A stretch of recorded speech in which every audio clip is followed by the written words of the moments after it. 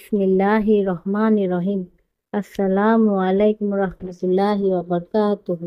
Welcome to my channel. আজ আমি দুর্দান্ত স্বাদের খাসির কলিজা ভুনা রেসিপি আপনাদের সাথে শেয়ার করব। এত মজাদার এই রেসিপিটি আপনার প্রিয়জনদেরকে যদি একবারে রান্না করে খাওয়ান, বারবার আপনার কাছে আবদার করবে এই কলিজা ভুনা খাওয়ার জন্য। স্বাদে গন্ধে অতুলনীয় এই কলিজা ভুনা রেসিপি। চলুন দেখে নিই কি কি উপকরণ লাগবে এই কলিজা ভুনা রান্না করতে। সরিষার তেল, পেঁয়াজ, রসুন, দারচিনি, ছোট এলাচ, লবঙ্গ, বড় এলাচ,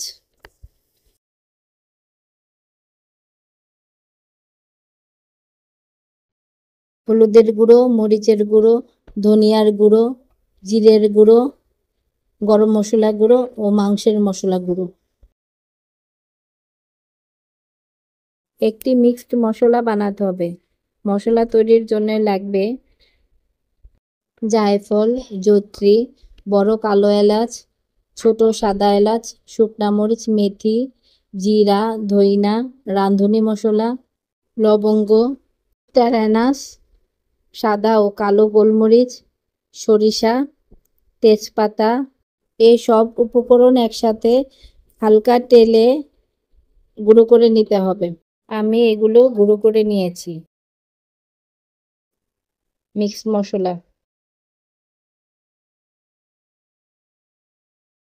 লবণ, কাঁচা মরিচ,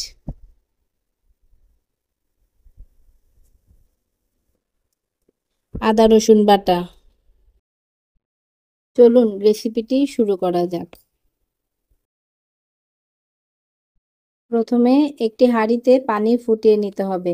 এখন কলিজাগুলো ছেড়ে দিতে হবে। 10 মিনিট পরে কলিজাটি নামিয়ে নিতে হবে। এভাবে কলিজা পরিষ্কার করে নিতে হয়, তাহলে কলিজার ভিতরের ময়লাগুলো বের হয়ে যায়।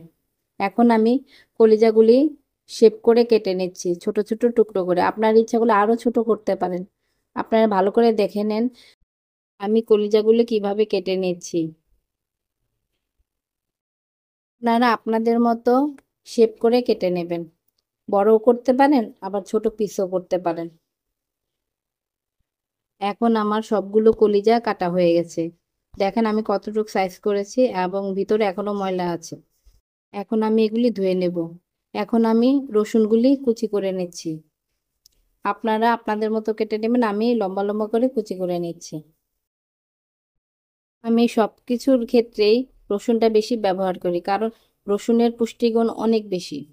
আর খাসির কলিজা তো একটু গন্ধ থাকে, তাই রসুন একটু বেশি করে দিচ্ছি। দেখেন আমার রসুনগুলি কিভাবে কেটে নিলাম। এখন আমি এখানে 4টা পেঁয়াজ কেটে নিয়েছি, স্লাইস স্লাইস করে কেটে নিচ্ছি। তারপরে আমি কুচি করব। আপনারা আপনাদের মতো পেঁয়াজটা বেশিও নিতে পারেন, কমও নিতে পারেন। যেহেতু আমি এটা ভুনা করব, তাই পেঁয়াজটা নেওয়া হয়েছে বেশি।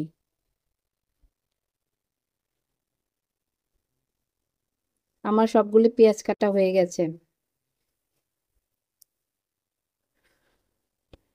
এখন আমি একটি টমেটো কেটে নিচ্ছি ছোট ছোট টুকরো করে। টমেটোতে অ্যান্টিঅক্সিডেন্ট আছে, যা শরীরের জন্য খুবই উপকার। অনেক বাচ্চারা কিন্তু টমেটো খেতে চায় না, তা তরকারিতে টমেটো দিলে সে টমেটোর পুষ্টিগুণটা সে পাবে। আর কলিজাতে তো এমনিই অনেক পুষ্টি, আয়রন। বাচ্চাদের কলিজাটা খুবই প্রয়োজন। আপনারা যদি কলিজা সুন্দর করে রান্না করে দেন, মজা করে রান্না করে দেন, যে কোনো বাচ্চা খাবে। আমার টমেটোগুলো কাটা হয়ে গেল প্রায়। যারা টমেটো পছন্দ করেন না, তারা টমেটো অ্যাভয়েড করতে পারেন। টমেটোগুলো কাটা হয়ে গেল। চলুন রেসিপিটি শুরু করা যাক। চুলায় একটি সসপ্যান দিয়েছি। সসপ্যানে আমি পরিমাণ মতো সরিষার তেল দিয়েছি। আমি বেশিরভাগ ক্ষেত্রে সরিষার তেলটা বেশি পছন্দ করি। সরিষার তেলে অনেক পুষ্টিগুণ। এখন সামান্য লবণ দিলাম যাতে তেলটি ছিটে না আসে। এখন 2টি দারচিনি দিলাম, 2টি এলাচ, 3টি লবঙ্গ, 2টি শুকনা মরিচ, 1টি বড় এলাচ। এখন গরম মশলাগুলো হালকা ভেজে নিচ্ছি।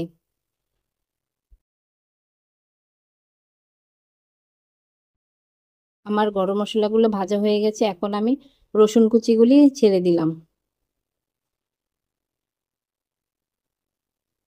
এবং রসুনগুলি ভালো করে ভেজে নেব।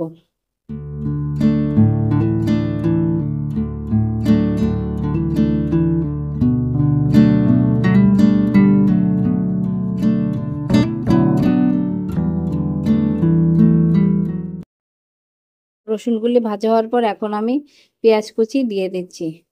পেঁয়াজগুলি হালকা ভাজবো, বেশি ভাজা যাবে না, যাতে পেঁয়াজগুলি হালকা একটু নরম হয়। বেশি ভাজলে পেঁয়াজের কালারটা কালো হয়ে যাবে, বলতে গেলে বেরেস্তা হয়ে যাবে। যেহেতু এখানে আমি ভুনা করব, আমার বেরেস্তার কোনো প্রয়োজন নেই।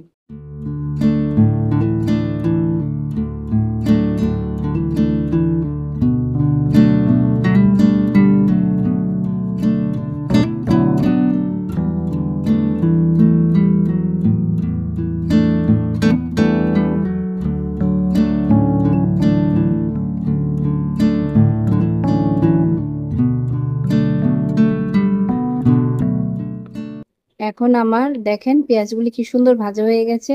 এখন আমি মশলাগুলো দিয়ে দিব। হলুদের গুঁড়ো, মরিচের গুঁড়ো, ধনিয়ার গুঁড়ো, গরম মশলার গুঁড়ো, মাংসের মশলার গুঁড়ো, জিরার গুঁড়ো, সব পরিমাণ মতো দিয়েছি। আপনারা আপনাদের যতটুকু কলিজা থাকবে ততটুকু হিসাবে মশলা দিয়ে দিবেন। এখন আমি ভালো করে তেলের মধ্যে মশলাগুলো ভেজে নিচ্ছি।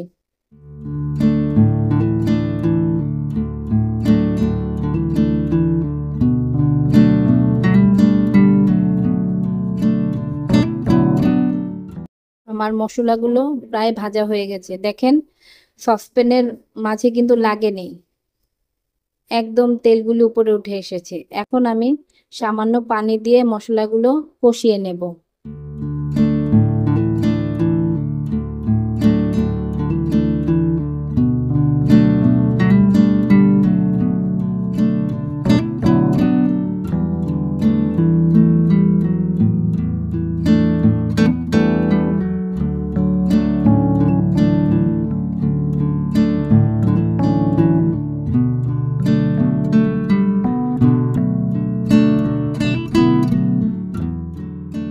এখন আমার মশলাগুলো কষানো হয়ে গেছে। দেখেন তেলগুলো উপরে উঠে এসেছে আর মশলাগুলো দেখতেও খুব সুন্দর লাগছে। এখন আমি টমেটো কুচিগুলি দিয়ে দেব।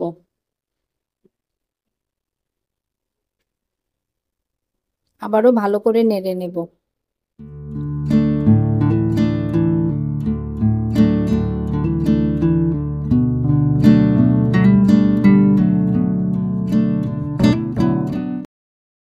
এখন আমি পরিমাণ মতো লবণ দিব। যে যেরকম লবণ খেতে পছন্দ করেন সে সেরকম দেবেন। আমি এখানে প্রায় 1.5 চামচ সমান লবণ দিয়েছি।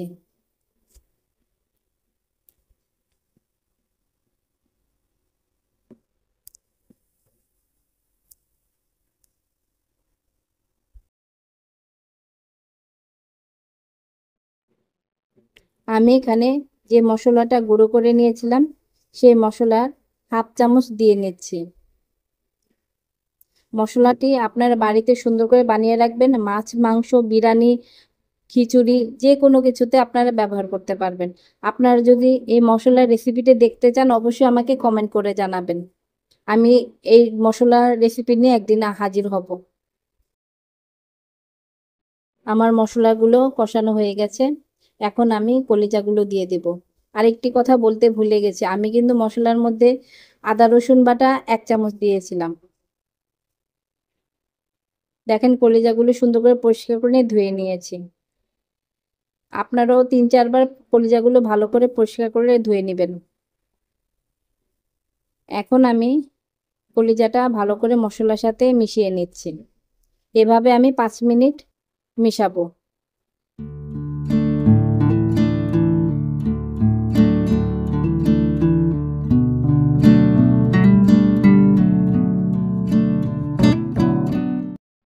পাঁচ মিনিট পরে দেখেন মশলার সাথে কলিজাটি মিশে গেছে। এখন আমি 2টি কাঁচামরিচ দিয়ে দিলাম। এখন আমি ঢেকে রাখবো 10 মিনিটের জন্যে। 10 মিনিট পরে ঢাকনাটি খুললাম। দেখেন কলিজাতে কত পানি উঠেছে। এই পানিতেই কলিজাটি প্রায় সিদ্ধ হয়ে এসেছে।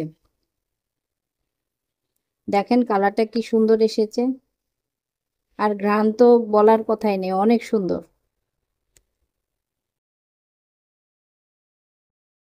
এখন আমি কলিজাতে গরম পানি দিয়ে নিচ্ছি। যতটুক ঝোল রাখবো ততটুক, যেহেতু এটা ভুনা করবো তাই বেশি পানি দিলাম না। আপনারা সবসময় মাংসর ক্ষেত্রে গরম পানি ব্যবহার করবেন। মাংস, কলিজা, যে তরকারিগুলো সিদ্ধ হতে সময় লাগে সেসব তরকারিতে গরম পানি ব্যবহার করবেন।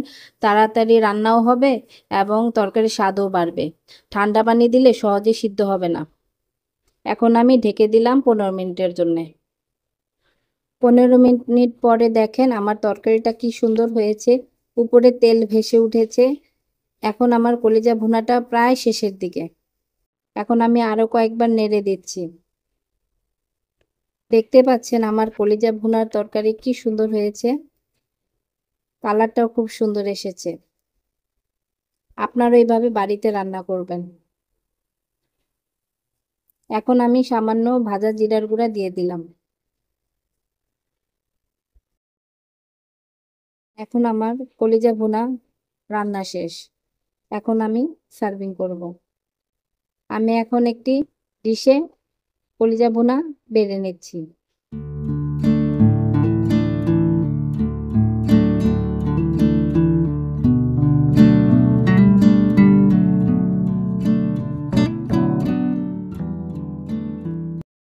আমি গার্নিশ হিসেবে সামান্য ধনিয়া পাতা উপর থেকে ছেড়ে দিচ্ছি। কমপ্লিট হয়ে গেল আমার কলিজা ভুনা। আপনারাও এভাবে বাড়িতে রান্না করবেন। আপনারা গরুর কলিজা অথবা এই খাসির কলিজা অথবা মুরগির কলিজা এভাবে রান্না করতে পারেন। যারা কলিজা পছন্দ করেন না তাদেরকে যদি একবার খাওয়ান তারাও দেখবেন চেটেপুটে 2-3 প্লেট ভাত খেয়ে উঠবে অনায়াসে। আপনারা বাড়িতে এভাবে চেষ্টা করবেন। কেমন হলো অবশ্যই কমেন্টে জানাবেন। আমার নিত্য নতুন রেসিপিগুলি যদি আপনাদের ভালো লাগে অবশ্যই একটি লাইক দিবেন, শেয়ার করবেন এবং সাবস্ক্রাইব করবেন এবং আমার পাশে থাকবেন। সবাইকে অসংখ্য ধন্যবাদ জানিয়ে আজকে ভিডিওটি এখানে শেষ করছি। আবারও দেখা হবে কোনো একদিন। আসসালামু আলাইকুম রহমতুল্লাহি ওয়া বারাকাতুহু।